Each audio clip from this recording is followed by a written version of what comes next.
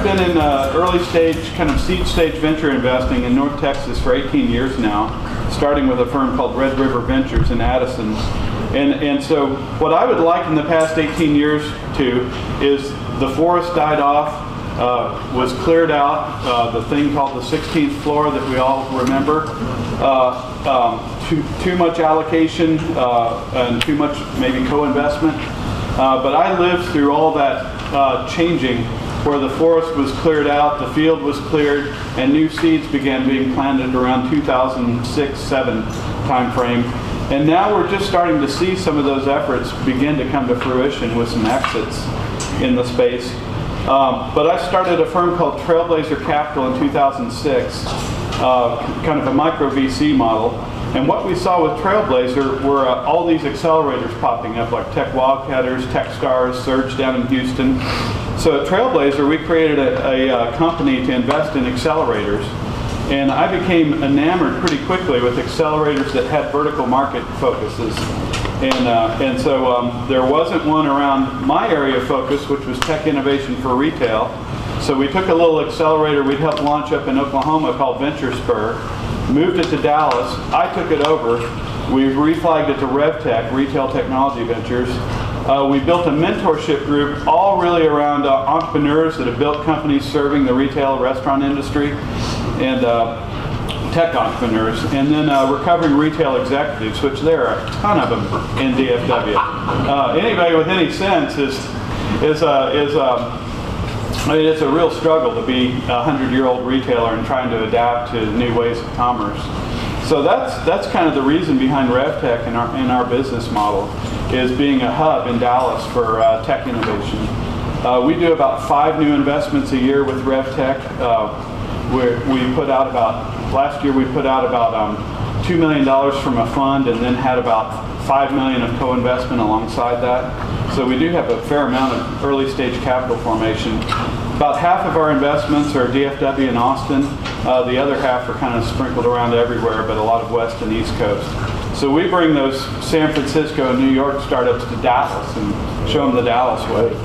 But anyway, thrilled to host you here. Bill had asked me to assemble a panel to give you kind of some insight and perspective on the startup ecosystem in Dallas and how it's changed and developed. So I've brought 2 great colleagues, Bryan Chambers, that has his own venture fund, Chambers Ventures, but he also runs the Blackstone LaunchPad at UT Dallas. And then J.R. Garcia, who's a principal with GPG Ventures, Green Park and Golf Ventures here in Dallas, who are also the principal founders and underwriters of Health Wildcatters, which is a health tech focused acceleration program. So with that, I guess I'll just morph over and sit down, and you want us to kind of just tell a little about ourselves, and then absolutely. Our perspective on the startup ecosystem? Yeah, absolutely. Sure. Again, so my name is Bryan Chambers. I joined the University of Texas at Dallas in connection with a $1 million grant that was provided by Blackstone and the Blackstone Charitable Foundation. It was a very big win, I think, for the university, for North Texas. We joined as the 17th, 18th, and 19th grant from Blackstone, along with A&M and UT. And one of the things that we did, which was different in connection with our grant, was we built a different type of facility, and we put a thesis forward that said we need a place to congregate, to hold events. It's good to see so many familiar faces in here. I know several of you have been to the Blackstone LaunchPad before. We're hosting an event at the Blackstone LaunchPad, an entrepreneurial or innovation-themed event every other day at this point. And I think that's been really different. Historically, for those who might be familiar with higher ed and programs, my journey into higher ed is new, but silos can start to occur. And when our entrepreneurial assets exist exclusively in our business school, I think we tend to ignore what we might say might be some of our highest potential entrepreneurs, our engineers, or arts and humanities majors. And so while I think it's obvious that we ask the question today, where should entrepreneurship live? And it's everywhere. Although that's hard to do at a university, I think it's something that under our new leadership and Blackstone has really been a catalyst to help implement that change. And entrepreneurship now lives everywhere at the university. It's in every single college.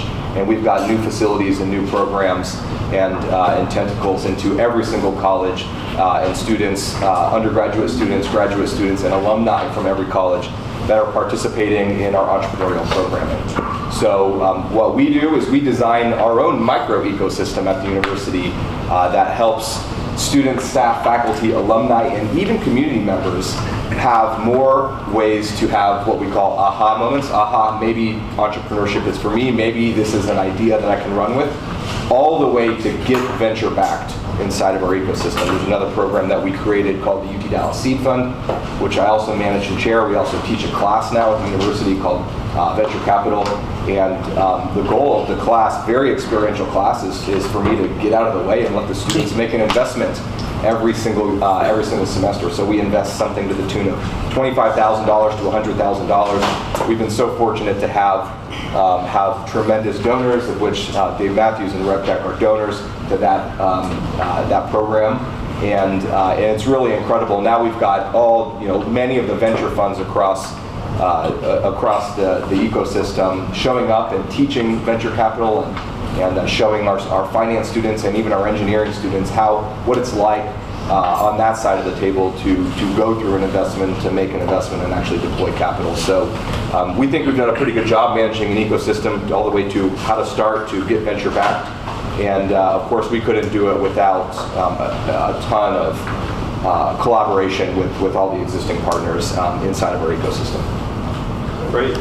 Well, you heard from me already. I just add a point that I missed in the opening, which is after the session today, REVTECH is directly above us on the third floor. We have a 14,000-foot co-work facility that it's mainly REVTECH, several of our portfolio companies we're invested in, and some of our mentors office with us. But anybody that would like to, after the session today, Megan, my colleague, will take folks up to Suite 310 upstairs and have a tour of our facility. Just a quick, my view of what's happening that's really material and important in the startup ecosystem. For me, it's been UT Dallas for ever since launching Trailblazer Capital 12 years ago. I saw what was happening with UT Dallas, and it's just mushroomed and exploded with the amount of activity around entrepreneurship there. So that's been by far the most relevant university program. Then we also ally with UNT has a digital retail program, and Texas A&M has a strong retail studies program. So those are particular to our industry focus. In terms of other activities, I really love the vertical market focus, like what REVTECH practices, and JR with his role with Health Wildcatters is certainly part of that.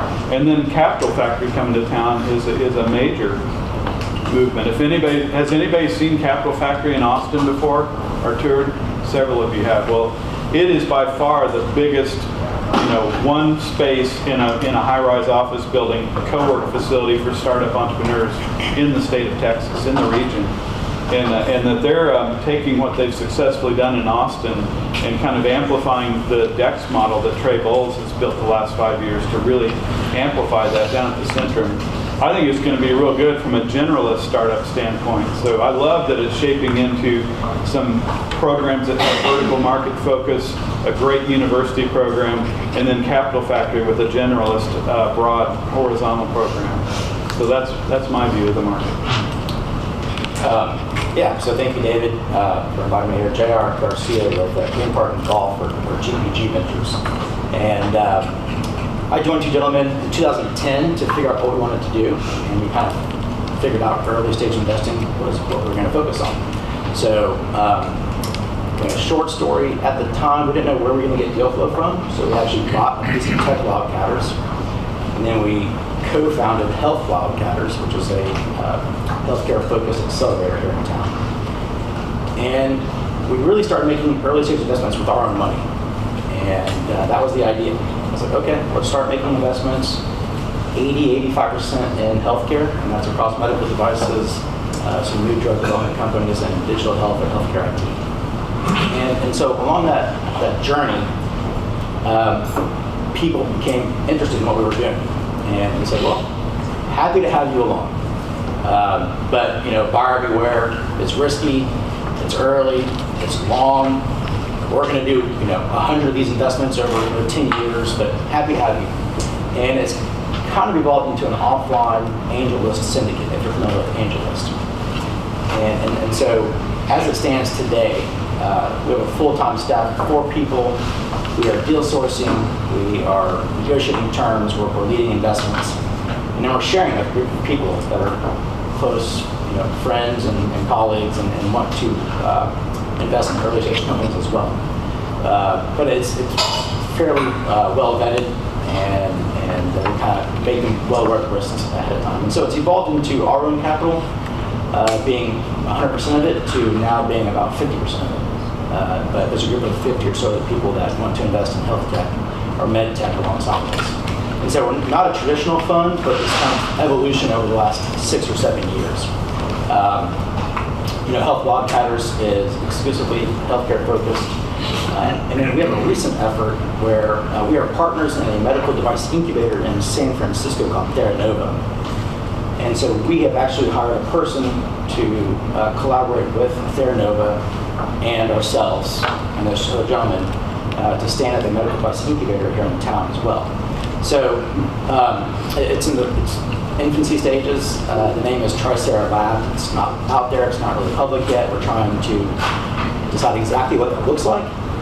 But Theranova has about 30 full-time people in San Francisco in its own workshop and clean room, and patent writers and grant writers and scientists and doctors and engineers. And so, unlike Health Wildcatters, which takes on external ideas and helps accelerate them over a 12-week or so period, the incubator effort is all about internally generated ideas, of which we write patents and grants, and GPG will fund the first $100 to $500,000 slug to kind of get to a critical point in time where we can go raise outside money and put a team around it.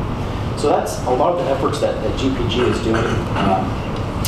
We are about to make our 61st investment this month into a unique company since 2011. So that's an average of 6 to 10 investments per year. About half the investments are in Texas. So off the top of my head, I'm not sure about North Texas versus others, but we have some in Houston, some in Austin, some in Dallas and Fort Worth area.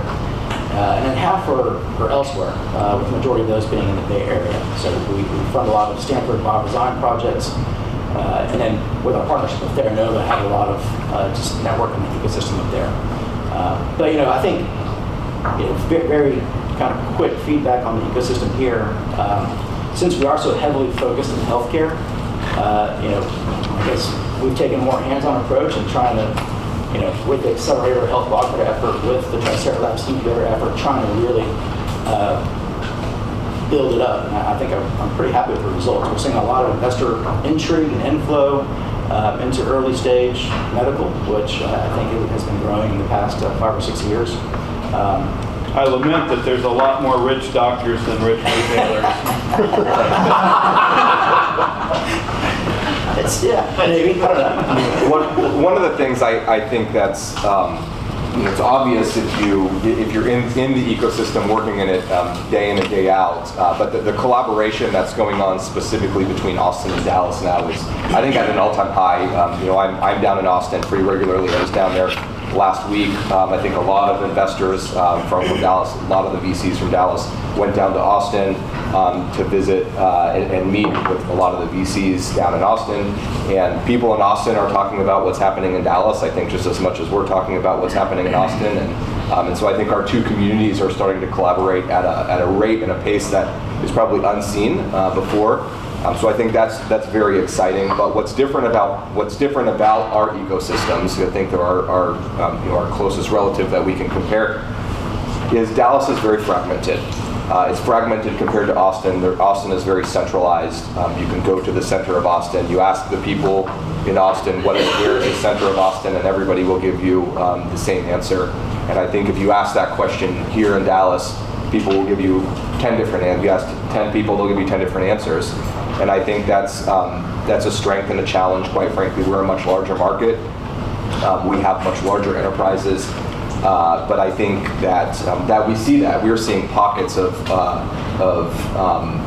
programs and accelerators and incubators that pop up all the way from what we're doing all the way to the work that's happening in Frisco and Plano to Dallas. And so what's critical, I think, about Dallas is that we have very strong collaborations between our groups, and that what's happening in Dallas is very collaborative with what's happening in North Dallas and what's happening in Plano. And as long as our groups are collaborating, our ecosystem is really going to continue to thrive.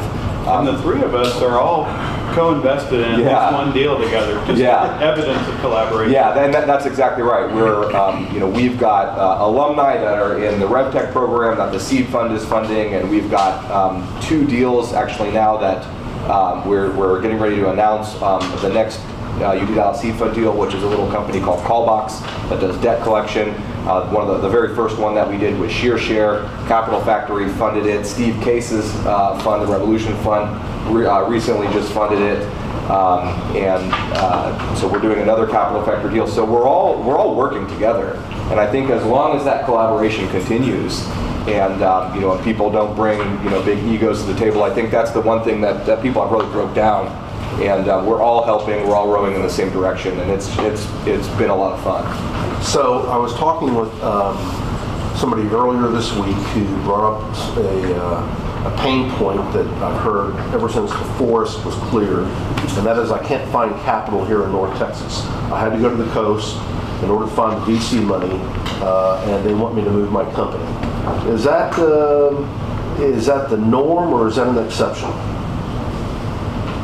I think it's kind of the norm, unfortunately. I think we have a pretty ample pool of early stage seed capital, and we have evidence, just what JR talked about and I talked about, of having some syndicates come together that can pool together, capital formation up to, like $5 million into a company. But when it comes to that true Series A or Series B, we're really, really thin. Yeah, I would agree. I think we've got a funding gap that exists across maybe the larger spectrum of Series A's. I think, for a simple analogy, I think a $2 to $5 million seed round or Series A here is equivalent to 10 on the West Coast. Just adjusted cost of living and office space and everything else. And I think we're seeing those happen here. But when somebody wants to have follow-on capital, or they start, venture investors start pushing companies to burn, grow, and they need follow-on capital to the tune of $10 or $15 million, there aren't a whole lot of places yet to go here. And I think we're seeing the venture capital ecosystem grow. I'm aware of even new funds that have yet to announce that are working on solving some of these gaps. There's a couple, Naya Ventures, Interlock, that are stepping up to try to fund, be the leads on Series A's. But beyond that comes the Series B, and a bigger check. And so I think we have work to do in that regard. Greg, you had experienced this before in trying to fund InTouch Controls. Yeah, I think it's a challenge. So it's tough to find an early stage investor who wants to lead a deal where they're not local, and there's just very few local investors that can start and see a Series A. Yeah, for a follow around, it's a little easier. I think there are also 2 different mindsets. One is I'll bifurcate this into what I'll call value investing, and another into venture capital, and really assuming the risk associated with venture capital. Now, value investing, Dallas can do this well, and probably better than any other city or climate. We've got so much capital and family office capital. If you've got a business that's you can show a history or proof of profitability and customer traction and product market fit, I don't think you have to go anywhere. There's probably a handful of meetings you can take around town to attract the kind of capital, and I think that's value investing. We have a lot of that. We do that really, really well. But the pace of innovation and what's happening in the market today, a company can go from we have an idea and a beta product and a first customer to $1 billion valuation so fast now. I mean, it makes all of us uncomfortable how fast that can happen. That we need to do better on taking bets and taking risks in that. Somebody had a question back here.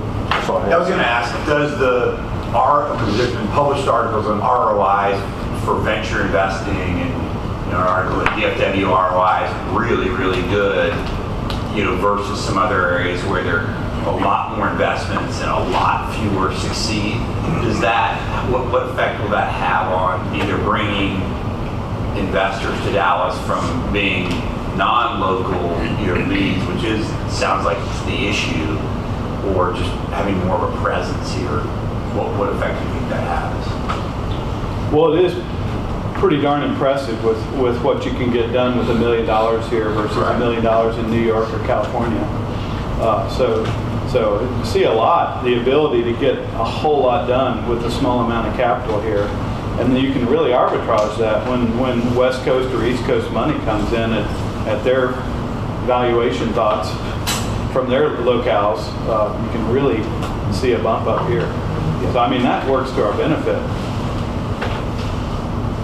Yeah, I think, so just to address it real quick, I think it's happening. Never is this a snap of the fingers. It takes a while to realize results. Just yesterday I was on the phone with Rubicon Ventures out of New York. They are anti-San Francisco. They don't like investing in the Valley. They don't like the valuations. They don't like the cost of living. They are looking to invest more and more in Austin and Texas. There's a whole concept of the investing in the Midwest called we're the flyover states, and I think more and more people are putting theses together that isolate investment strategies to Texas and the Midwest just because it's so expensive, and I think that's going to continue. So I think we'll see more and more people showing up to invest in our markets. I think Austin is generally known as much more of a B2C town, whereas Dallas is known as a B2B town. I mean, it's an overgeneralization, but yeah. Wayne? Yeah, kind of similar to what Bill's question was on identity, whether based on fact or fiction. If you just look at Dallas, the DFW area versus Austin, not Silicon Valley. DFW, my impression, has been so successful over time in attracting very large-scale enterprises, Fortune 500 caliber headquarters, whether they're publicly held or just a revenue level similar to that. Is there any fallout where maybe people look at the Dallas-Fort Worth area as a more corporate enterprise talent pool organizational, and then Austin has kind of that zing for the startup? I think that's a very fair assessment. My attraction of entrepreneurs here is, I have one we've invested in from California that's here today, and they're in town probably 3 days a month, and they office with us when they're here, but they're here today to meet with 7-Eleven. So yeah. I mean, the draw is, for me, is access to customers. Yeah, I think, not the capital. So to answer both of these questions, I think that's exactly right. We are known as a B2B town. We stood the startup ecosystem for a long time. I think this is starting to change. Right. But we've been living in what we call the corporate shadows. And when Toyota's moving here and State Farm, and it's hard to get the attention. A $2 million financing or a $5 million financing, it doesn't necessarily make the media splashes, and I think a lot of that is starting to change. I think in terms of creating an identity, I think there are two overarching technologies so first and foremost, a pattern that I continue to see, and the speed and the agility that startups have when it comes to innovation, and specifically I can speak to computer science. Large companies won't continue to do this as well as startups do it. So I think B2B, we're going to do very well. I think there is a big opportunity for Dallas to build more of an identity around artificial intelligence and distributed ledger technologies.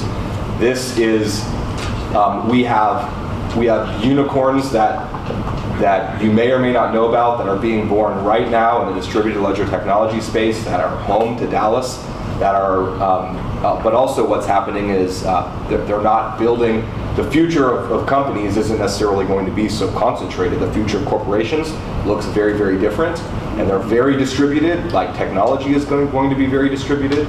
The people that were the very, very first nodes ever on the Bitcoin network, the Bitcoin blockchain network, were here in Dallas. Swirlds and Hashgraph is a Dallas-based company. I think we have an opportunity to, and at the epicenter of this will be distributed AI, in my personal opinion. This will impact retail, it will impact medical, it will impact B2B SaaS. I think startups will innovate faster and better than our large corporations. So if we have an opportunity, I think this is a tremendous opportunity for Dallas to build an identity over the next 10 years and own it. And now that some major companies like IBM or Microsoft or others have built very expensive AI tool sets that they put on their public platforms, it's kind of democratized access for entrepreneurs to those resources, almost like AI as a service, right? Yeah. Amy, you agree with this idea of the distributed corporation? Yeah, I do. But I had a question about kind of how do you create that flywheel effect that we need? It's kind of a chicken and egg type of scenario. You don't have the venture capital because you don't have the innovation. How do you, which one comes first? How do we get it both there so it becomes a flywheel? Well, one obvious thing is more exits and touting them heavily, not loudly. That's always been the playbook in Silicon Valley. And Austin's done a pretty admirable job of it too. I think we have a lot of big exits here that have a little news press release and then it's gone the next day. So all of us, I think, are aware of that, and we've gotten to enjoy recent exits. We just really need to make that known, because nothing attracts more startup talent than hearing, entrepreneurs that have the successful exit. Yeah, I think it's happening. I think, and just like anything else, chicken and egg, or the marketplaces need to grow in balance. Anytime they get unbalanced, they're unsuccessful. There is a new type of venture capital that exists. It's called an ICO. Companies are doing this. They're raising capital from all over the world, or crowdfunding, a new type of venture models. This, I'm not going to say is absolutely the future, but it will be a big part of the future. It will be a big part of bringing capital to companies that are choosing to embark on building tokens and raising money. And so, look, I think there's also a lot of funds that have the ability to maybe announce over the next year that are working on raising. And if they do a good job deploying capital, there's Fund 2 and Fund 3 and Fund 4 that exists behind this, and typically their checks get larger and larger and larger. And so I think it's really exciting time for Dallas. Rich, are you seeing more companies at your scale investing in startups? I mean, you do quite a bit. Yeah, I'm through kind of the $1.5 billion size companies. Yeah, we're doing a lot more, and I'm seeing with other CEOs I network. And they're very small because we have big projects that we're working, and so they're dabbling specifically in areas of AI is a big one. Collaboration. Richard, again, when you invest as a corporate organization, though, is my impression correct that you probably don't publicize that investment? Don't say a word about it. Yeah, and so So that's part of the issue. Right, is that so with private equity venture capital firms are making early stage investments or Series A, Series B, there's usually a lot of press developed around that. So if your staff is competing with organizations such as Mitel that are willing to pump in $1 million for investment or whatever, are you cannibalizing the flywheel effect of the inability to raise the vision or raise the visibility of the DFW areas? I don't think so.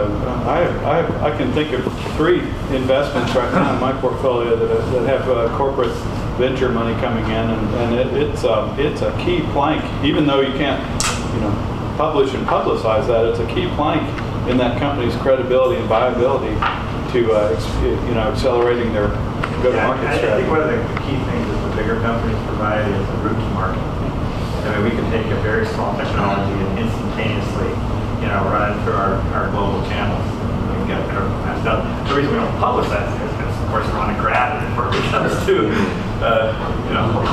yeah. Well, So Vance, you've been looking at the before it becomes too revenue. expensive to buy. You've been looking at the revenue numbers now for years through our Fast Tech program. Are these early stage companies? Are they still accelerating quicker? Or kind of leveled out? Where are they at?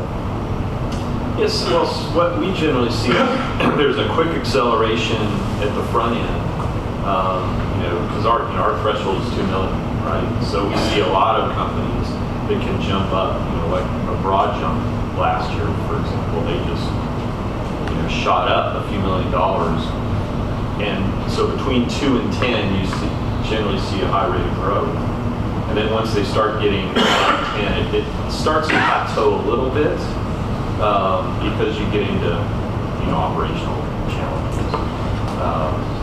But we haven't seen some of these, a couple of blockchain companies that you mentioned, and we haven't seen those yet get to the level where they're on that list to get visibility into what's happening.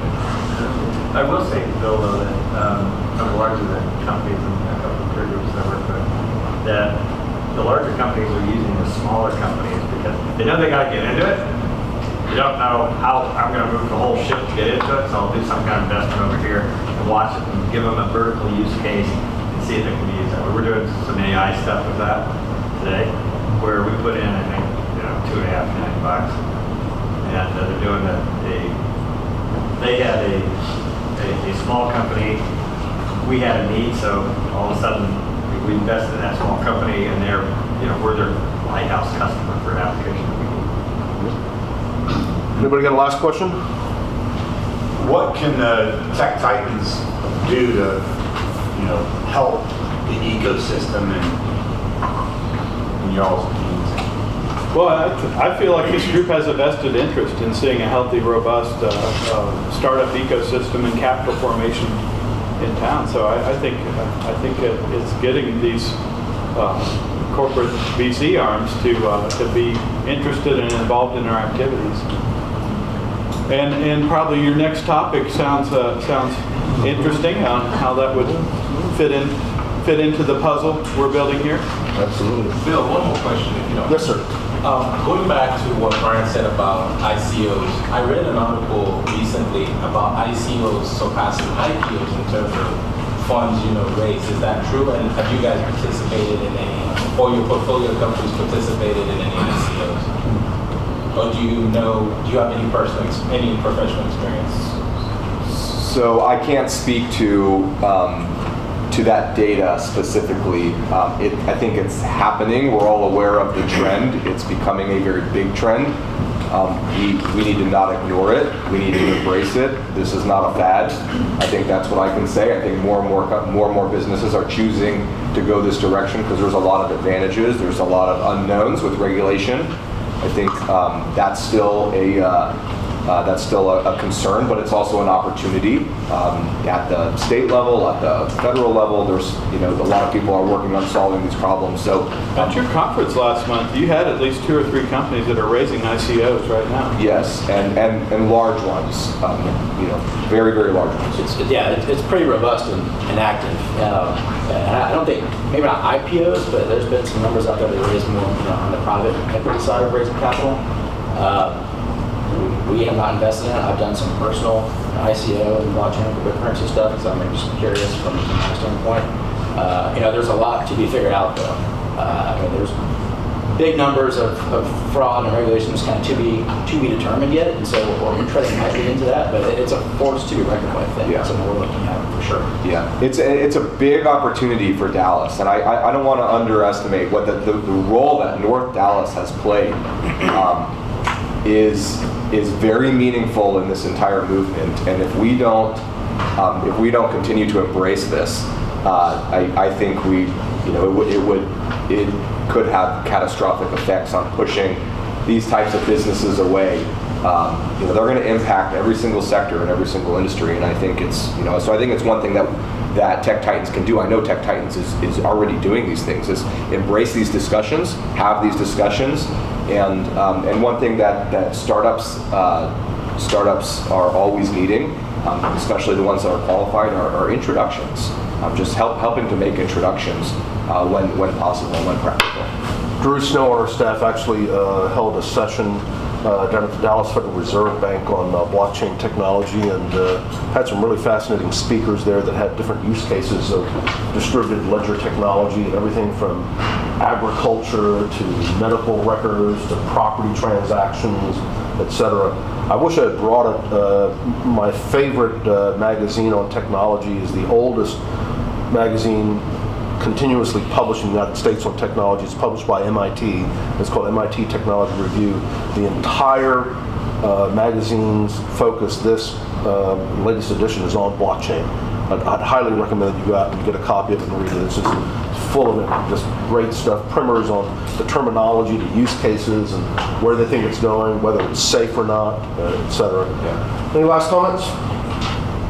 All right, Roger, you got the last one. All right, so I don't know how to even formulate this quite the right way, but it's an interesting paradox. I'm sitting here listening to this.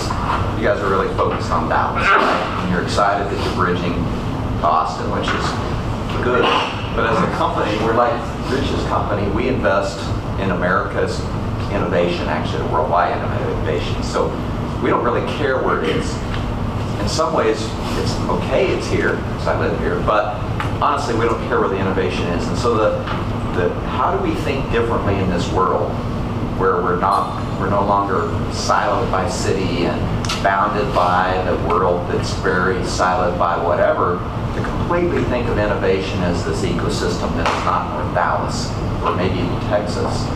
And maybe it's just a weird question. I'm just trying to figure out, I don't care where the innovation comes from, honestly.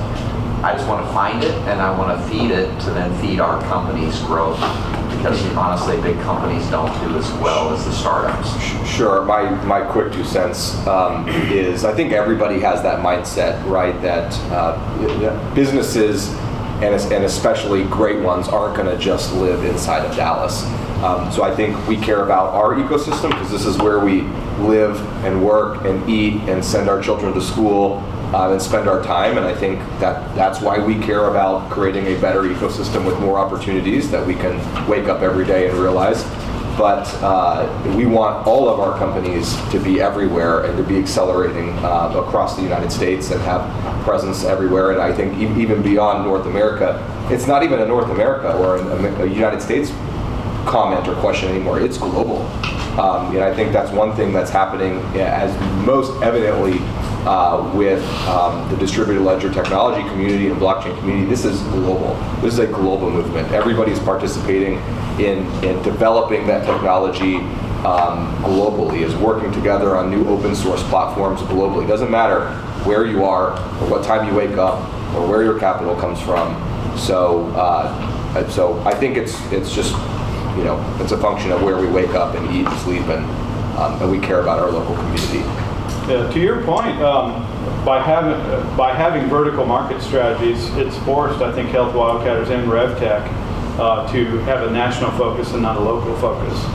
But with that, we're very much focused on leveraging our local resources to do that. And for example, there's programs similar to mine in Sunnyvale, in New York, in Minneapolis, in Columbus, in several cities, and I just consider myself a node in that network, and I go to all those activities because I don't care where they come from. I just know I have a set of resources to leverage here that makes us relevant to deals anywhere.